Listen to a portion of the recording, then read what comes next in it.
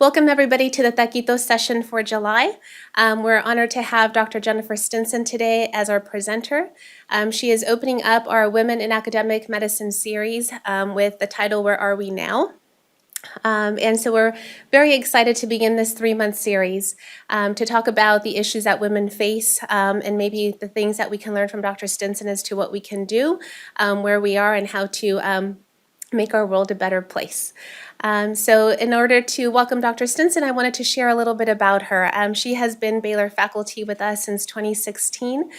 She earned her doctorate degree from the University of Houston and then completed her internship and fellowship at the Houston Michael DeBakey VA Hospital.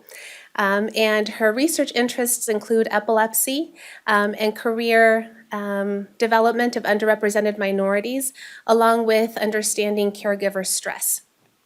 So we are very lucky to have her today, and I want to personally thank her for taking on this challenge of presenting this topic that can be a little bit hard to swallow, controversial, and all of the above. You use your own adjectives. Thank you very much, Dr. Stinson. The time is all yours. Just as a reminder, we will have some time for questions at the very end, so please hold your questions. Thank you. All right. Thank you all so much for coming today, and thank you to Dr. Strutt for the invitation to speak at Taquitos today. So to hear that there are over 300 people that are registered is extremely exciting, also slightly terrifying, but I'm just going to pretend that it's just the people that are here in the room with me today that I'm speaking to rather than that many different people. So certainly to me, this is an important topic as a woman that is in academic medicine. But I want to stress that it's really an important topic for everybody. It's important for our male colleagues, the leaders in our field, whether they are men or women, as well as really anybody that is a patient who seeks care at an academic medical center. So I'm really happy to be presenting on this topic today. So I know that the webinar format can be a little bit tricky for participation, but I do think that this is a topic that we should have plenty of time to process through information and discuss things. So I'd like Dr. Strutt said, just hold your questions to the end. I'm happy to revisit information at the end for different questions and discussion points that people have. All right, so the title of my talk today is Women in Academic Medicine, Where Are We Now? The longer version is really Women in Academic Medicine, Where Are We Now? Why are we here? And how can we move forward from here? And so that really maps onto the objectives that I have for today's talk. So I'm going to review the statistics relevant to women's representation in academic medical centers, both historically as well as present day. Discuss common barriers to women's success in academic medicine, and then hopefully along the way and at the end, identify some recommendations for improving women's advancement to leadership positions within academic medical centers. Okay, so before we can discuss where we are, we really have to discuss where we've come from. So with that in mind, I want to introduce to some of you, maybe some of you have heard of her, Dr. Elizabeth Blackwell. She was the first woman to graduate from a United States medical school. She was admitted to the Geneva Medical College after the dean and, of course, all of the male faculty decided to let the current medical students vote as to whether or not she should be allowed to attend. And if there was a single vote no, she wouldn't have been able to. Apparently, all of these students thought that it was a joke, and so they unanimously voted to let her in. And they were surprised to find her in their classes when she started school that year. So she graduated from medical school in 1849, but she was promptly banned from practicing medicine by the medical community. So she went abroad to Europe for a couple of years and eventually returned to the United States and opened up a clinic with 2 other women who had graduated medical school in the interim, and that was in 1853. So she went on to lead a very active career, and she really opened the doors for a lot of the women that came after her. Skipping ahead just a few years, here's a graph of the medical school enrollment data from 1965 until 2010. We all know, of course, myself is one of these people, academic medical centers are made up of more than just medical doctors, but attempting to find all of the background data from all of those different backgrounds and put it into one graph is pretty much impossible, so we'll be using just our medical school data for now as a proxy. But as you can see from this graph, the number of women that have enrolled in medical school since Dr. Blackwell's time has increased exponentially. And then starting in about the mid-2000s, men and women were enrolling in medical school at about equal rates. And that's very important because one of the first assumptions regarding women in leadership positions and senior faculty positions is that the reason there are fewer women in those positions is because there are fewer women entering medical school, entering that process to begin with. And so the hypothesis goes that as the number of women who are entering the field increases, the number of women in those senior faculty positions, in those leadership positions, will naturally increase on their own as well, just kind of nature playing its course. So the AAMC, the Association of American Medical Colleges, tracks demographic information, and they created a special report on women in academic medicine. It's called the State of Women in Academic Medicine, the Pipeline and Pathways to Leadership, again, really emphasizing that pathway hypothesis. So they release detailed reports every few years. They had one in 2013, and then their most recent one is in 2016. But then they release less detailed information annually. Okay, the 2013 report wanted to compare the data from 2002 to the then current year, which was 2012. And this graph here is looking at the total faculty and the number of women within each rank. So as you can see, let's see if my mouse pops up, yeah. So as you can see, the numbers are getting larger in each of the categories. 2012 is that light purple bar. But the representation is actually remaining the same. So women are still in majority of instructor and assistant professor roles versus the number of women in the full professor rank is still much lower.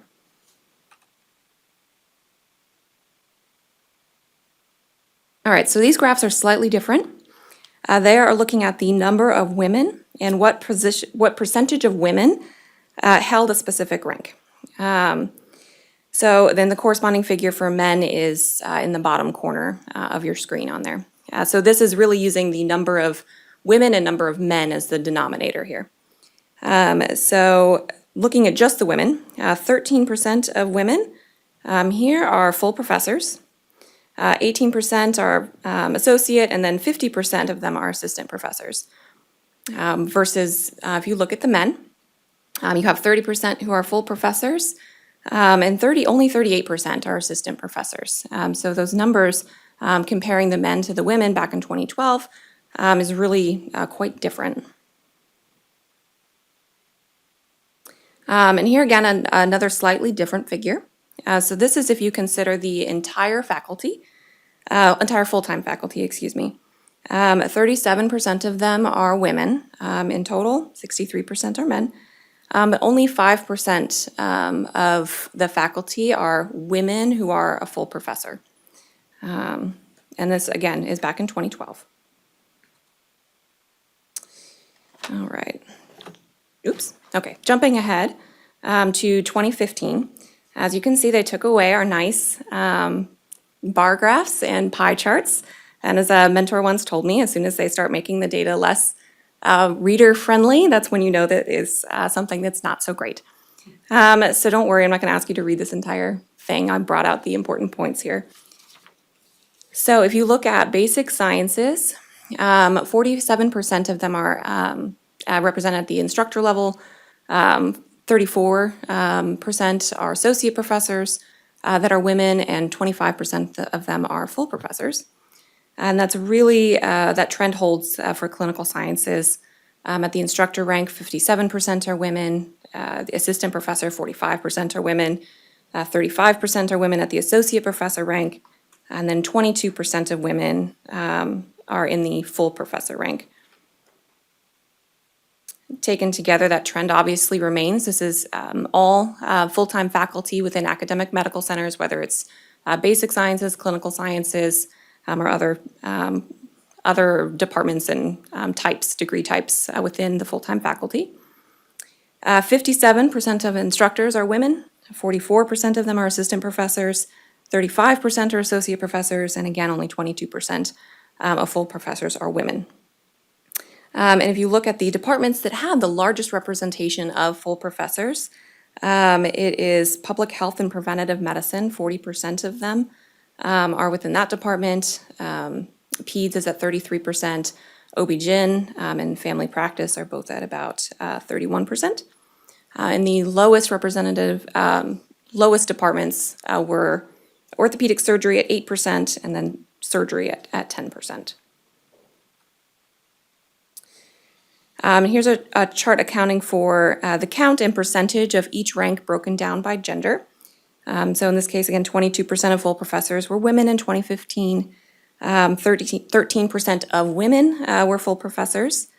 And then if you look over here, the percentage of men versus women who have reached tenure status, 9% of women were tenured versus 18% of men were tenured.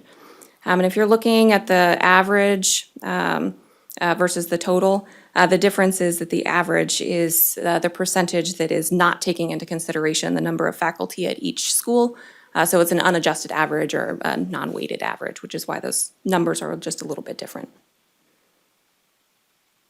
So that was back in 2015. So we want to take a look at the most recent data, which is from 2018. It was just released in April 2019. So these numbers are hot off the presses, our most recent numbers.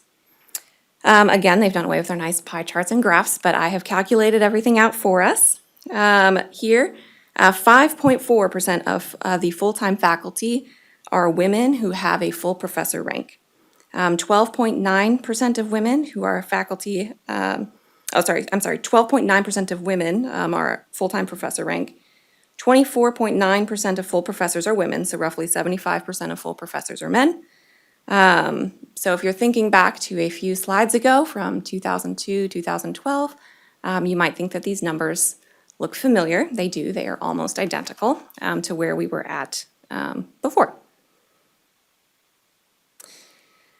So with all of this information, you can see that pipeline hypothesis, this idea that if you just increase the numbers of enrollment, if more people are entering the field, we are naturally going to have more women at the top of the field. That's not quite working out the way that we expect it to do. Because now we see men and women are enrolling at basically equal levels, but women's representation in senior faculty members in leadership is essentially unchanged. So that indicates that there needs to be a more active approach to getting women involved in leadership positions. It's not going to happen just naturally. It's not something that's going to be fixed with a passive approach. So for our next section, talk about why. Why are women not advancing? So a recent study by Carr and his colleagues wanted to try to understand this problem from a more longitudinal perspective. They recruited about 1,200 participants in 1995 and then followed them until the 2012 and 2013 academic year, where they had just over 600 faculty members remaining. The basic results echoed what we've already discussed. Women are less likely to achieve a senior rank in leadership position. But they went a step further. They attempted to explain why that might be. They found that the differences were not explained by race and ethnicity, department, years since their first appointment, effort percentage dedicated to research versus clinical versus teaching versus administrative, or marital or parental status. What they did find was that adding academic productivity measured by number of publications, specifically within the first year of the study, so 1995, is what made the differences between rank and retention according to gender no longer significant.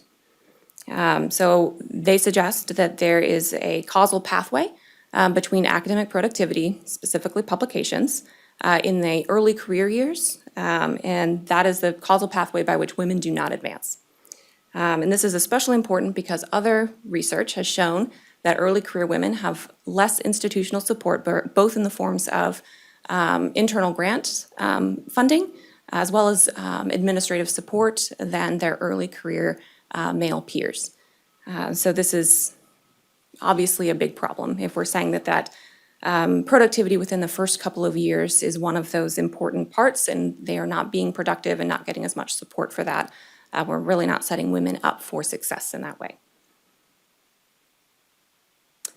So a more qualitative examination of women in leadership had a similar idea. And one of the authors, a woman, had reflected on her own career, and she plotted aspects of her personal life, namely having children, and then a marker of academic productivity, her publications.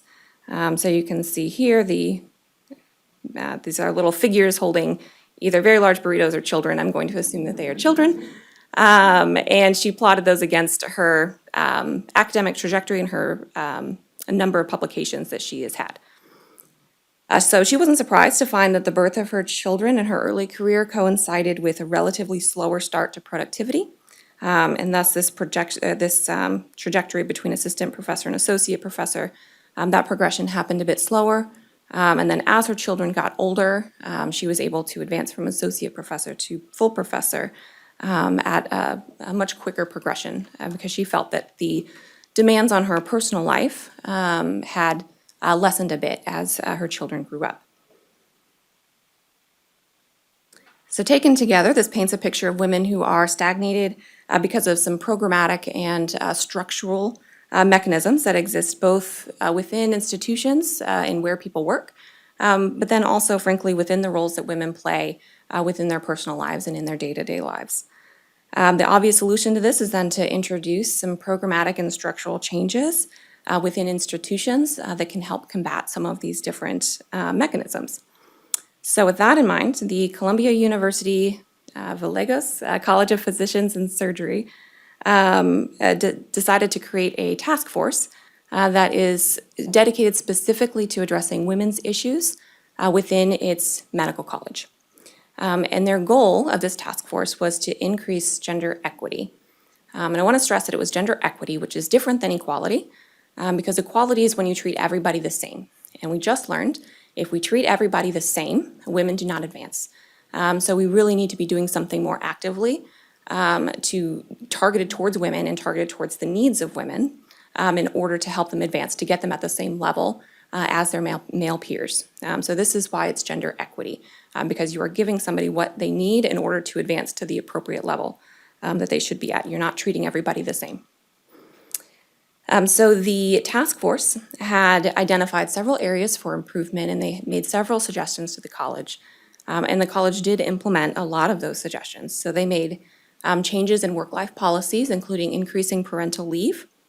They increased more flexible tracks within the tenure track system to allow for extra time if you have children and those sorts of things. They also made a comment that they should be introducing more structural changes to improve childcare resources. So they opted to do that as well. And these included adding lactation rooms and then also options for backup childcare for women within their institution. So they took all of that data on the faculty from 2007, and then they wanted to compare it to their current data, which was in 2017, so that they could follow this 10-year trajectory and the time that they've introduced these changes to see if 10 years later, if anything had changed. So this is what happened. What they found is that there was an overall increase in the number of women hired. So it went from about 40% to nearly 46%. However, you can see that occurred almost exclusively in non-tenure track positions for women. Women are this light blue bar, and then the men are the dark blue bar. The number of tenured faculty remained flat for women. The number of men who are in a tenure track or tenured remained the same, or they remained stable. The number of women in leadership roles down here was quite small. So 28% of the division chiefs here, this 28% of division chiefs that are women, is mostly explained by several departments that you would expect that echoes the previous research. Pediatrics and OB-GYN were by far the two departments that had the most women. They had 47% of their chiefs in pediatrics were women, and 50% of the division chiefs in OB-GYN were women. So this 28% of division chiefs can be a bit misleading. Only 14% of the division chief roles were held by women in the Department of Medicine, which is their largest department.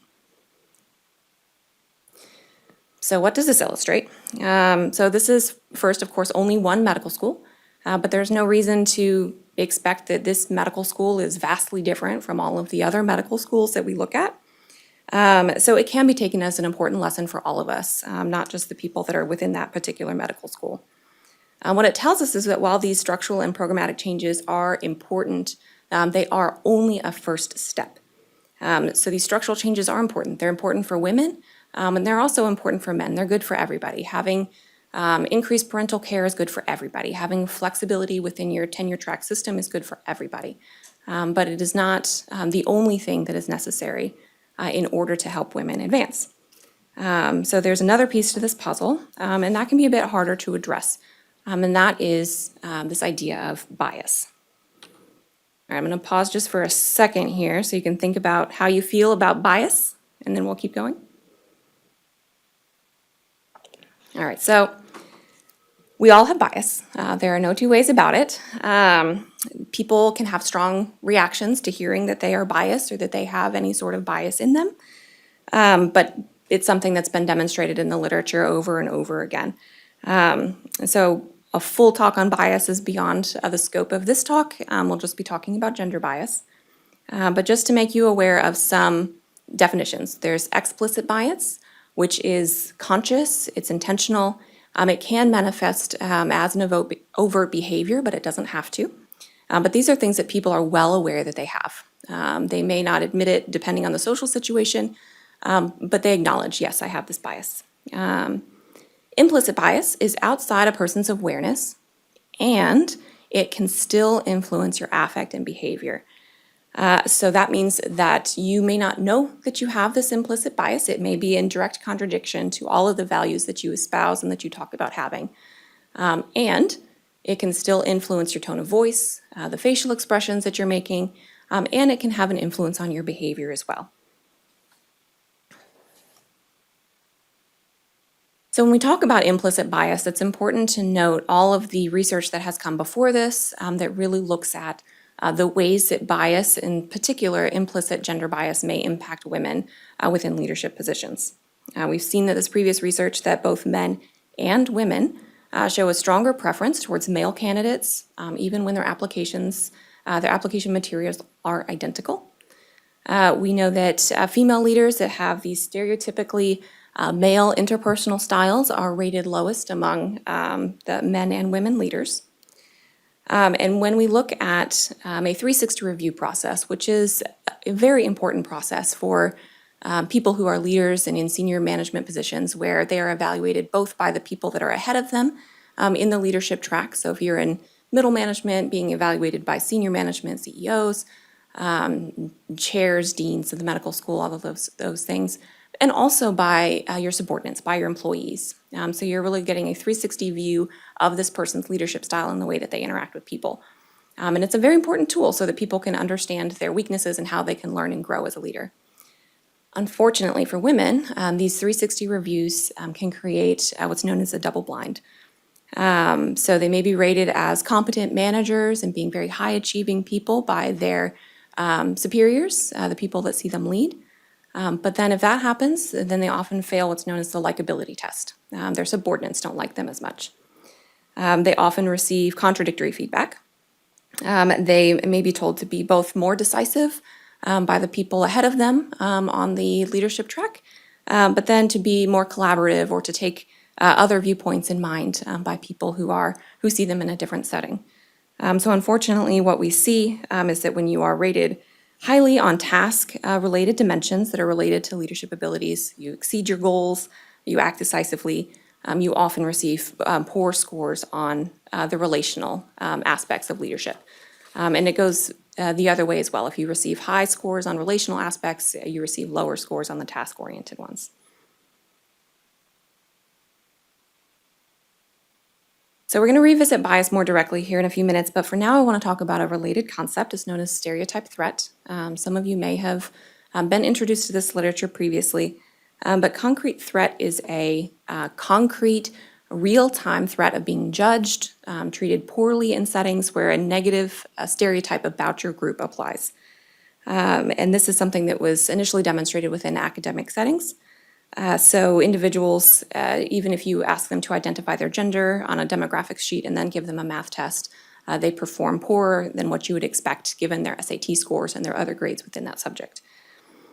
So basically, if individuals believe that they're being evaluated through some negative stereotypic lens about their group, their attention is then focused on that negative aspect and it can undermine their performance. So it's particularly evident with subtle cues rather than overt explicit cues. So in the academic medicine world, this can be being the only woman that's present at a meeting or being asked to complete a task that is stereotypic. So this would be things like taking minutes at a meeting, organizing a party or social event, or being asked to make coffee. I would argue that that one falls in the overt range rather than the slight range, or being asked to bring a cake to some event. So all of those things can activate this stereotype threat response. So just as an aside, I put it down here and it's in my references slide, but Leadership Quarterly actually dedicated an entire issue to women in leadership, and it resulted in this really great review article on stereotype threat. So it's a great one to look at if this is a newer concept for you. Okay, so several studies have shown that there are a variety of situations that can really prime this stereotype threat response. So Davies et al. In 2002 and 2005 showed that exposing women to stereotypic commercials, such as a woman being very excited about a skincare product or really trying to win a homecoming queen prize, made women much less aspirational in terms of their professional goals and their goals for obtaining leadership positions.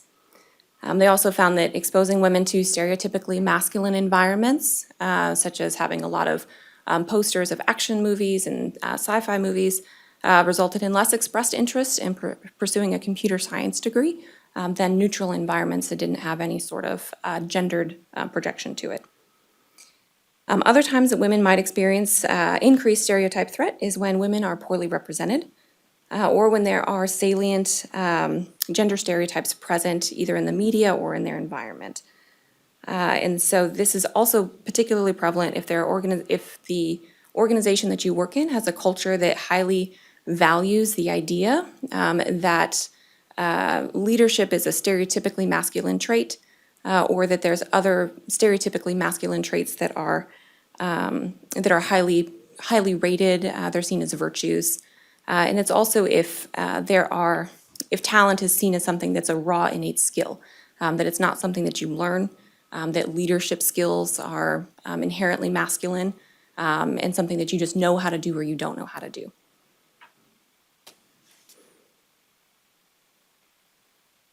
So the consequences of this stereotype threat response can be very real for women that work especially in traditionally masculine fields, but just within an academic medical center overall, these consequences can be quite profound.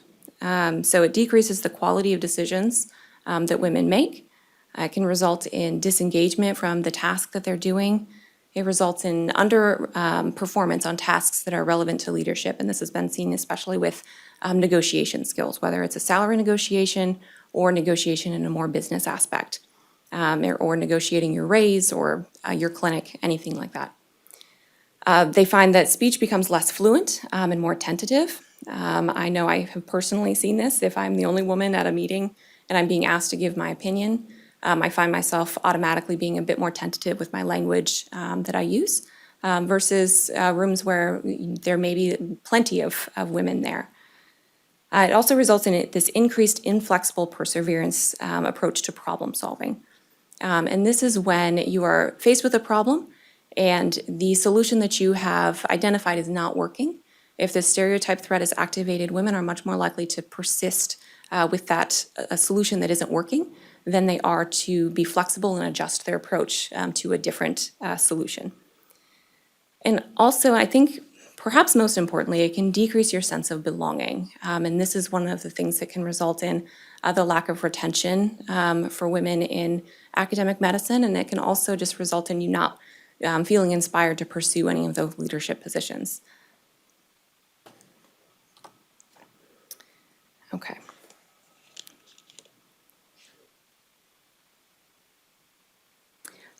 So when we look at what we need to do to combat stereotype threat, I have several suggestions, and I will be honest, I had to tweak several of these suggestions a bit because unfortunately a lot of them put the ownership to addressing stereotype threat on individual women, which I don't think is particularly fair. Having a stereotype threat reaction is not a personal failing, and it's not something that is going to be combated successfully by just women changing their view of something or their opinion of something. And so just putting the onus only on women to combat the stereotype threat is not going to be a successful solution. And so I tweaked a few of these to make it more of an organizational approach and more of a systems level approach for that. So for instance, studies have shown that when women are presented with an overt stereotype threat, such as being told that they're not able to do something as well as men because they're a woman, for some women that actually invokes a strong positive feeling. It invokes a, well, I'll show them, like, who are they to tell me that I can and can't do this? But that is only true if there is high self-efficacy within that woman, both for the leadership skills and for whatever task that she's being asked to do, whether it's negotiation skills or anything related to that. The higher her self-efficacy and the higher that her power that she feels that she has in that situation, the more likely that she's going to have this kind of positive reaction to being presented with a stereotype threat. But that can only happen if we empower individual women with knowledge and training in these leadership skills. You can't build self-efficacy within a skill if you're never given any training or opportunity to practice that skill. We can also create a culture within your organization where leadership skills are learned. They are not innate.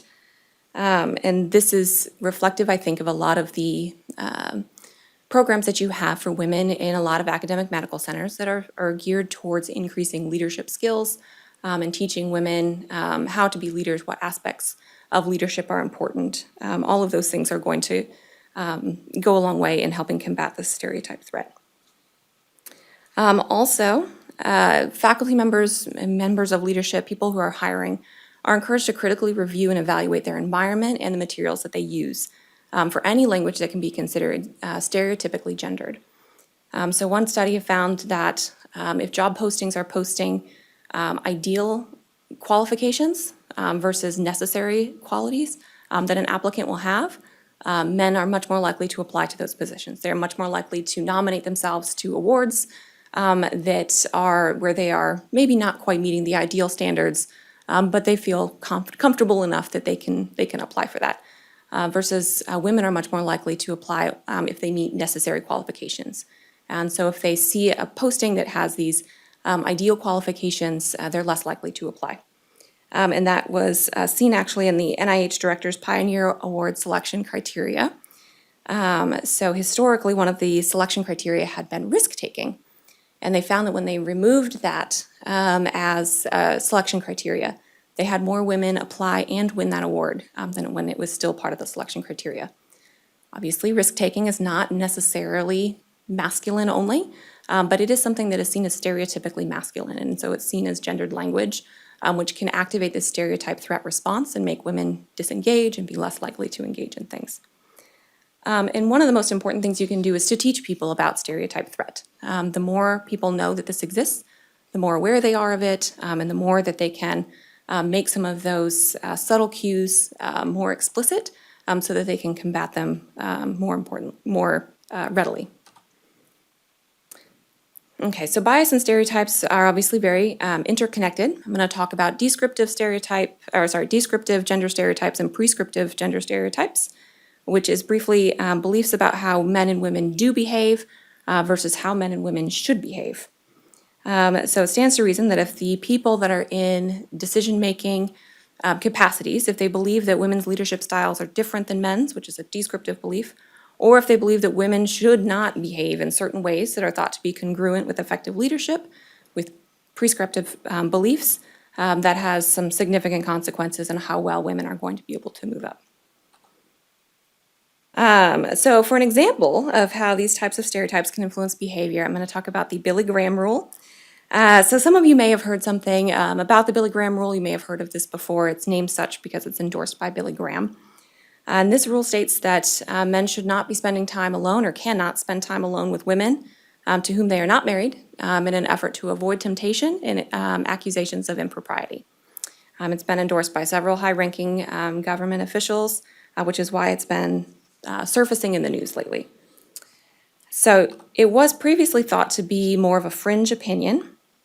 And there was a survey done recently in 2017 of over 5,000 registered voters. And they asked these people, is it appropriate or inappropriate to do the following activities alone with somebody of the opposite sex who is not your spouse? So about half of women and men thought that having dinner alone with somebody of the opposite sex was inappropriate. Less so for lunch, less so for driving in a car alone. But the one that I want to highlight is that a quarter of women and nearly a quarter of men thought that it was inappropriate to be in a work meeting alone with a member of the opposite sex who is not your spouse. You already know the research. There are very few women who are in leadership positions within academic medicine, which means if you're a woman in academic medicine, your boss is probably a man. And that means if he follows this rule, if he's one of that 25%, that you are not having access to people in those leadership positions. It really makes it so it's very difficult for you to move up and for you to network, even with the having dinner, having lunch, all of those things have implications for people at work, for women at work. So I'm going to revisit that idea here in just a minute, but first I want to talk about leadership styles and how this is important for gender. So I'm going to focus on what's known as the full range of leadership paradigm, which is just one theory within this leadership, but I think it's an important one because it has a lot of behaviors that map specifically onto it. It makes it very easy to measure in a real world sense. And so the theories about what makes a good leader are able to be measured more effectively. So there's three styles: transformational, transactional, and laissez-faire. Transformational style has four different facets to it. The first is this inspirational motivation, which is your ability to communicate a vision to the people that are working for you, to have optimism and positivity about the goals that you have. Idealized influence includes both how well you're able to inspire respect and pride at being associated with, but then also specific behaviors that you might have. And then the intellectual stimulation piece is really related to mentoring and taking individual considerations in mind. So being able to individually mentor people and take their needs into consideration as a leader. And then we have the transactional, which is made up of the contingent reward facet, which is essentially rewarding positive behavior and good work. Active management by exception, which is when you are vastly not involved unless somebody is not meeting standards, and then you are there to critique the behavior where you're not meeting the standards. Passive management by exception is really only becoming involved when the problem becomes severe and you have no other choice but to intervene. And then lastly, the laissez-faire is unidimensional, and it's simply widespread absence and lack of involvement during critical moments. So looking at the research, you find that the transformational and contingent reward component of the transactional piece are unsurprisingly the most effective leadership skills. And the other aspects of transactional and the laissez-faire styles are really less effective from a leadership perspective. Okay, a meta-analysis from 2003, and this has been shown prior to that as well, found that women are more likely to exhibit overall transformational leadership styles and leadership behaviors, and they're also more likely to exhibit the contingent reward aspect of the transactional leadership style. Men are much more likely to exhibit the management by exception, both active and passive, and they're also more likely to exhibit the laissez-faire leadership styles than women are. So, begs the question, if women are more likely to lead with these effective styles and men are more likely to lead with the more ineffective styles, why are women not advancing? So this study, it's really two parts. The first part was looking at descriptive beliefs. So studying whether or not participants were able to accurately ascribe leadership qualities to men versus women according to the research. So whether the leadership behaviors, if they matched them up to men and women appropriately. So it was done in both the US and the Netherlands, and they asked them how frequently does either men or women display this behavior. And they were randomly assigned to whether or not they were rating men versus women. And what they found is that really the people matched the research. So they were able to accurately identify women are more likely to use these effective strategies, and men are more likely to use these ineffective strategies. So their gender stereotypes that they had about leadership styles corresponded well with the results from the meta-analyses. So that tells us that the slower rate of advancement for women is not explained by a lack of knowledge about leadership styles of women. So their second part was figuring out whether some prescriptive beliefs are influencing this advancement. They wanted to know if more subtle forms of bias were contributing to the slower rates of advancement. So they thought perhaps the effective leadership strategies might not be regarded as equally important for women versus men's promotions. And so there may be different beliefs about how men and women should be leading. So they asked them to answer the questionnaire. We're asking you to decide how important various behaviors are for men, women, no mention, workplace success, and their, no mention, likelihood of promotion. Decide how likely it is that each of these behaviors would help a male, female, no mention, lower, middle, or senior manager get promoted to either middle, senior, or CEO. And what the results showed was that it was the inspirational, motivational aspect of transformational style was more important for male versus female managers, and that was seen as the most important leadership behavior for men. Inspirational motivation and individualized considerations were seen as equally important for female managers' promotion, and inspirational motivation was seen as less important for women versus men. And then idealized influence, the behavior, and inspirational motivation were rated as more important for promotion to upper levels of management versus promotion to a lower level of management. Interestingly, individualized consideration aspect of the transformational style was judged as less important for a promotion to CEO than it was for a promotion to a senior manager. So that suggests that this particular leadership behavior may have a ceiling effect, perhaps a glass ceiling, but it is the one that is used the most by women. And what they found, so inspirational motivation is important for all leaders, men and women, but for women, they should be supplementing with behaviors that are aligning more with these prescriptive beliefs. So it's not enough for women to just have this inspirational, motivational aspect. They also need to be having the individual considerations aspect if they're going to be successful, which is essentially that mentoring aspect. But for women, that individualized consideration aspect has a ceiling effect. It's probably not going to be effective for her to get promoted to the highest levels of leadership.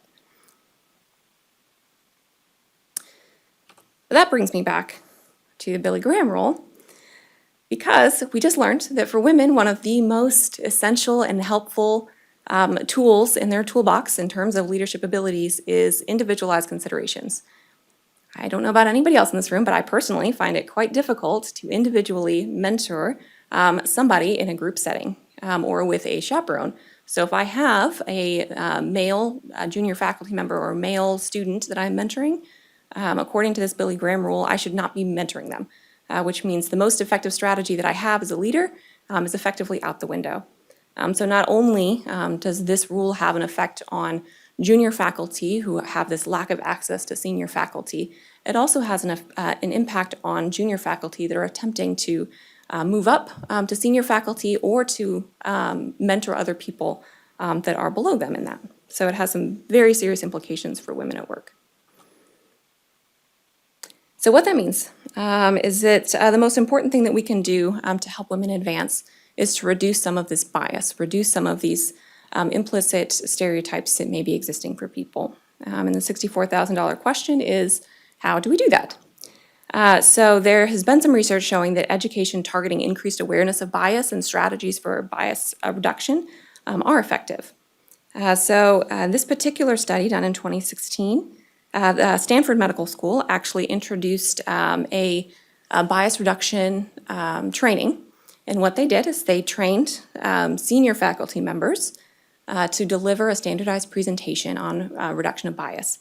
And these individuals were selected based on their seniority, the credibility that they had with the faculty, and their dedicated commitment to issues of diversity. And I think that this is key because a lot of times you have junior faculty leading these, people that maybe don't have the buy-in that you would have from a senior faculty member, from a leadership, or as people that just see it as like, oh, it's diversity month, that's just another thing that we need to be doing, versus people that truly have demonstrated a commitment to this. So they did pre and post assessments, general perceptions of gender bias. They're deliberately contradictory to the presentation content just to measure engagement in the presentation itself. They measured explicit bias, which are things that people know that they have, by just asking them to rate the effectiveness of men and women as leaders. And they measured implicit bias through the implicit association task, which is a test that measures the strengths of association between pairs of concepts. So male and leader, female and leader, and you're asked to categorize these different concepts. And how quickly you categorize them is seen as a measure of implicit bias. So nearly 20% of the faculty participated. The highest, I'm happy to say, was the Department of Neurology with 85%. And I have some of the other demographic factors on there for you as well. What they found is that overall, if you identified as male and if you were older, you were significantly associated with a greater implicit bias associating with leadership, more so with men than women. But, and the important part of this, is that the intervention did have a small but significant effect on the implicit bias surrounding gender and leadership of all of the participants, regardless of their age and regardless of their gender. So obviously there are some limitations to this. They didn't have a control group and they didn't have any long-term follow-up to this, but I think that it's a good sign that even the standardized 20-minute presentation has an effect that is statistically significant.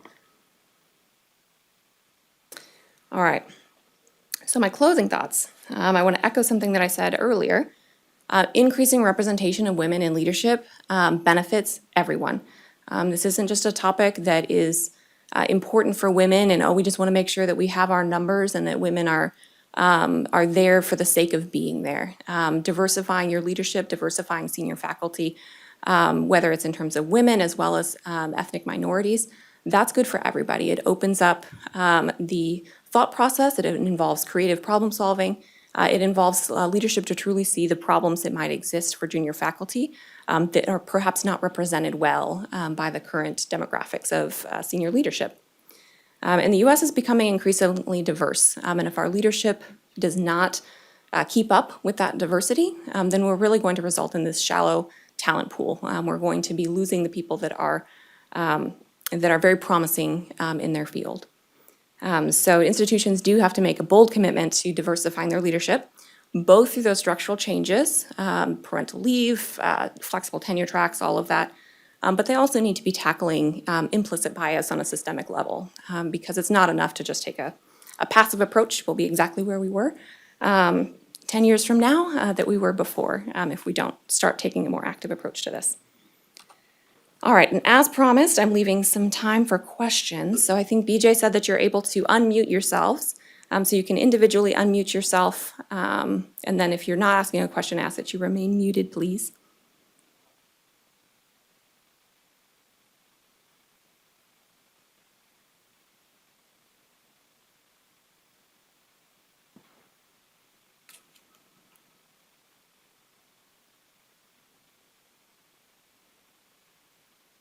I had a question for you.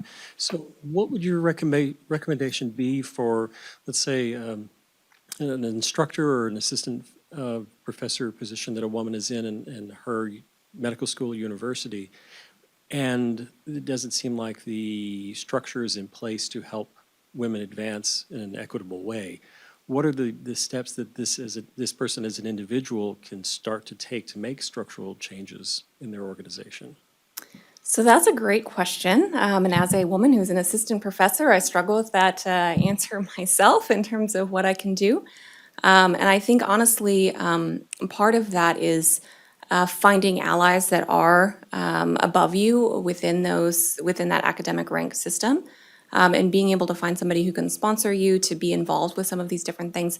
And it does not have to be someone who is like you. It doesn't have to be one of the 5% of women who are full professors, because they probably have an awful lot of people lined up. They want to be mentored by them because they're so poorly represented.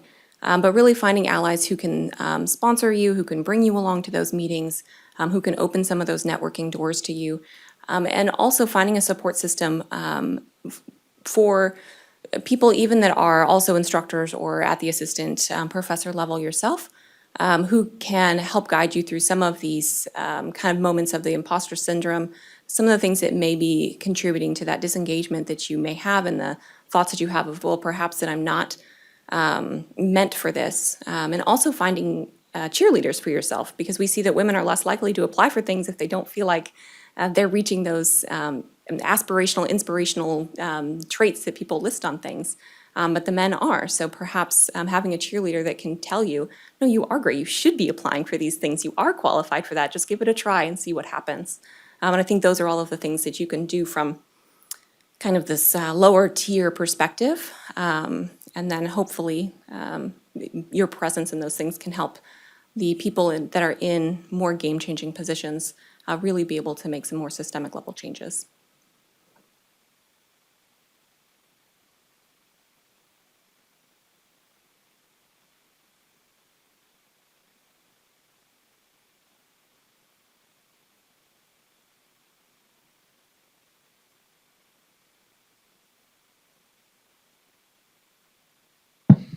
Hello.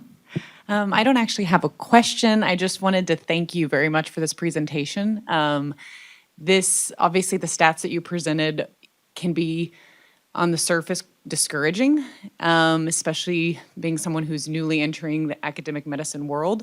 But I really appreciate kind of the hopeful wrap up to the discussion and paving a way to kind of be hopeful that change can come, and at least especially reaching out to others who are going through similar circumstances and kind of the advice of finding mentors. This has been very helpful, so thank you very much. Good. I'm glad that you found it helpful, and I do see it. I mean, as much as I do have a bit of a jaded slant to this, I will acknowledge, and it was not exactly fun putting all of those statistics together. But I do see some of these structural changes occurring within academic medical centers, and having more parental leave, having the flexibility of tenure tracks, acknowledging some of the lack of support that may exist for early career women. And so I can see some things changing, but I think it's also important to acknowledge that it's not really enough. That's an important first step, but we really have to also remain vigilant about some of these things as well.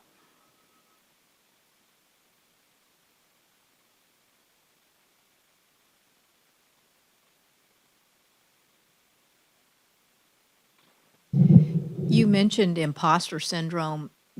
Has any of the research that you've looked at show that women are more inclined to have imposter syndrome than men?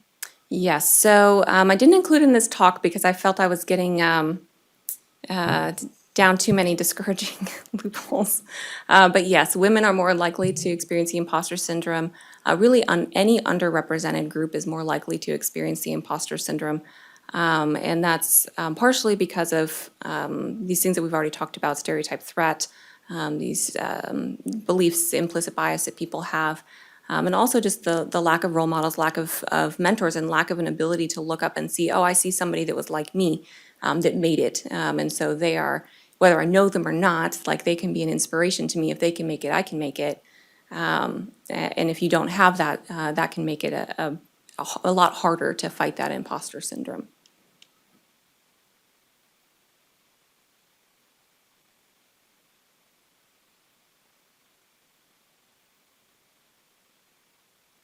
Okay, well, I assume that there are no other questions or comments.